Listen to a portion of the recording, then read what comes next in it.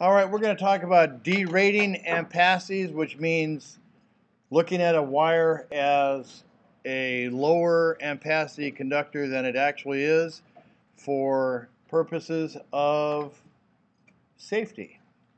So there are two requirements in the National Electrical Code for derating ampasses. One is the ambient temperature of the area, and the other is the current carrying conductors in a conduit or raceway. And there are other code sections that affect the size of a conductor to be used, such as the motor circuits or continuous loads.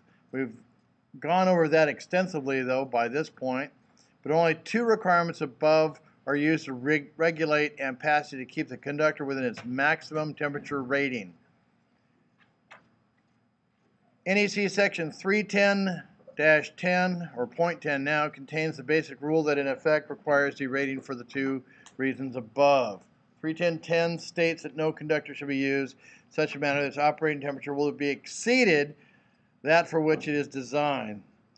Then four items are mentioned that are principal determinants of operating temperature. One, the ambient temperature, the heat generated internally in the conductor as a result of the current flow, and the rate at which the generated heat dissipates from the conductor and the adjacent current carrying conductors. And let's go to the next slide, as it were. Derating for ambient temperature. In other words, going through a hot room. All ampacity tables necessary must be use the ambient temperature, such as the basics at the bottom of 310-16. We start derating at 30 degrees centigrade or 86 degrees Fahrenheit. And below the actual ampacity chart is the deration factors. Bottom of the table, correction factors are given for situations where the ambient temperature is exceeded, expected to be higher or lower than 30 degrees centigrade. Use of these factors is fairly straightforward. For example, what is the ampacity of a 1/0 AWG aluminum wire THHN conductor when the ambient temperature is 100 degrees Fahrenheit? The answer is found by taking the ampacity from the table, which is 135 amps, I believe. And the answer is found by taking the ampacity from the table, multiplying it by the appropriate correction factor. In this case, that correction factor is 91% or 0.91. So we would multiply the 135 by 0.91, which gives us 122 amps, 122.85 amps. We're going to come back to this later, but that is not how we would do it, because that tells us something other than what we really want to know. What this tells us is, what is that wire good for now? Is that how we do things? No, we do it the other way around. What wire size do I need to do this, right? Okay. Okay, so we'll come back to that in just a minute. We're going to go to our next one, which is derating for, why is it not going to my next slide? I wonder. Alrighty then, so for derating for the number of current carrying conductors in a conduit, note 8 to the ampacity tables in the NEC contains the requirement columns for derating ampacity because the adjacent current carrying conductors, in other words, more than 3 conductors in a conduit, because, well, we'll see that in a minute. This note states that when the number of conductors in a raceway or cable exceeds 3, the ampacities are to be reduced by the appropriate percentage. In 1999, the NEC began this deration thing, or they put it in the book more clearly. It was there before. For example, what is the ampacity of 12 copper THHN conductors installed in one conduit? So that means 12 12s. That's what they're saying.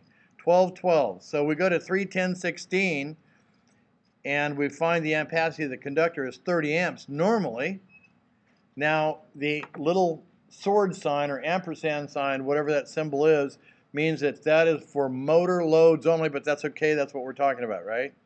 Okay, so now, note 8, the derating factor for 12 conductors is 50%. So we take 30 amps and multiply times 0.5. That That means that that wire is now only good for 15 amps. But again, this is not what we do. We don't take the wire and then go, okay, well, it's only good for 15 amps. That's not how we go about it, but we'll come back to that in a minute. So then, fairly often, you'll have to make both of these corrections. So let's say that we have a condition where we're going through, where we have a 1/0 THW copper conductor, and the ambient temperature that's going through is 110 degrees Fahrenheit. Now I want you to look at the bottom of the table. And on the far left, at the bottom, where it has the correction factors, the duration factors we all call them, is the centigrade side. And on the far right side, you have the Fahrenheit side. Do not pick a Fahrenheit number off the centigrade side, or you're going to have a huge duration factor. Okay? So let's get back to this. So we have both duration factors, and we have a wire that was worth 150 amps before, but now we have to multiply it times 0.82, which is the Fahrenheit, the temperature duration, and 0.8, which is the duration factor for having 4 conductors in a conduit. Now, where does that note 8 appear? Where do we find that note 8? What does it say about different conductors? All right, if we look at 31015 B2A, is that correct? Yes, sir. B2A, you will find a list of duration percentages for each one, and I want you to remember 3 of them. 1, 2, 3 is for free. 4, 5, 6 is 80%. No real easy way to remember that except that it's 80%. But then 7, 8, 9 conductors is 70%. And I would like you to remember those last 2, all right? So now we're going to try and remember that in the future, because we will have to look this up, but it'll be difficult to find it, right? All you remember is that it's a page or 2 in front of 31016. And you just kind of look around right before 31016 and you'll find it. Because you'll never remember 31015, B2A. And that's just not going to come up in your memory. I know that. But remember, a couple pages before 31016, you can find that little chart for conduit fill, right? Okay, so now let's do this the way we would do it. We need to know we have a load. And let's just say that our load is a continuous load. And because of, now let's say that we have a motor that draws, let's pick a number, 100 amps. All right? So we have 100 amps. Now you know that that's going to have to be a continuous load, so we're going to multiply that times what? 125%.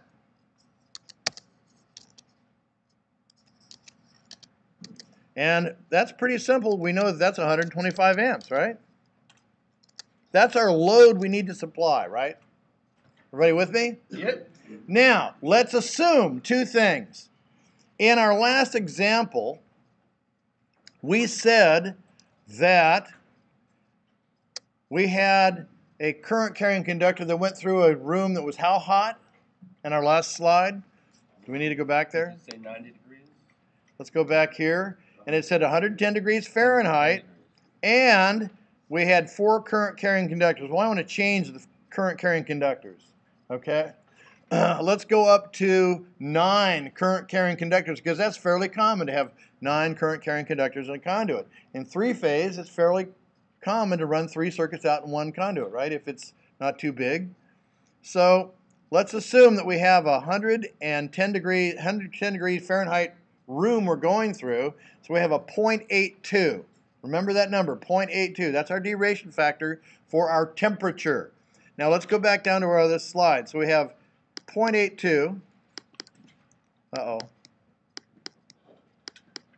I can't get back into my thing here. Oh, edit. All right, so what we're going to have is we're going to have a 125 amp load that we need to supply. Now, our temperature duration factor for the ambient temperature is 0.82. So we're going to divide by 0.82 to give us the actual number of amps that we want for our conductor or more. But also we have a current carrying conductor in the conduit duration, and we have 9 current carrying conductors, so we have a 70% duration factor, right? So we're going to multiply those two duration factors together. So we have, now get out your handy dandy TI-30X2S and hit clear a couple times. And I want you to put in 125 divided by left parentheses 0.82 times 70, right parentheses, enter, and what do we get on that? 2.1777. And we get 1777. Yep. we get what? 2.1777. Wait a minute. 2.17777. No. 125 divided by 0.82 times 70 is going to be a lot more than 125. No, 2.177. Do what? We got 2.177. 2 point nothing. Let me hit pause. Okay. All right, so the calculator error you guys made is because I didn't put the point before the 70% in my display here, but you knew it was 70%. You should have put the decimal in for me and let me know that I made a mistake. So anyway, 125 divided by the 0.82 times 0.7 will give us 217.77 amps. Now, we can now look up whatever wire we need, whatever type we need. Let's say it's THHN still, and we're operating at what column did we say we were operating at before? 75, 60, 90 degrees. Which one did we say we were operating at before? 75, right? Oh, I'm lost now. I thought we were talking about this. In the previous examples, we were talking about 0.75. So let's go look at the 0.75 column. That assumes that the terminals everywhere are rated for 75 degrees centigrade. Okay? So at 0.75, that'll be the middle column for THHN, even though THHN is a far right wire. We're going to go to the center column and find a wire that is 217 amps or 0.77 or more, 218 or more amps. What wire would we have at a 4-aught? So that is the wire we would need. You see what I'm saying about instead of derating the wires that we think we're going to use and then going back and guessing and guessing and guessing, what we're really going to do is we're going to find the ampacity we really need. Then we're going to divide it by the duration factors that we have. Because we know we're going to have 9 current carrying conductors in the conduit. We know it's going to go through a 110 degree Fahrenheit room. So we're going to divide by those duration factors to get the ampacity, the minimum ampacity for the wire. So if we were in these conditions, we're going to run 9 current carrying conductors, we're going to go through a 110 degree Fahrenheit room, and we need a 125 amp supply to the motor, then we know we'd need 4-aught wires. Is that correct? And that's the way we really do it, right? Okay. Okay, so that is the way us journeymen would do it, not this nice theory of we're derating the wire. Yeah, we can derate the wire. Yeah, we can figure that out, right? But does that do us any good? Not very much. We want to know what wire to use. We're not so much caring about, yeah, that's a duration factor of so much.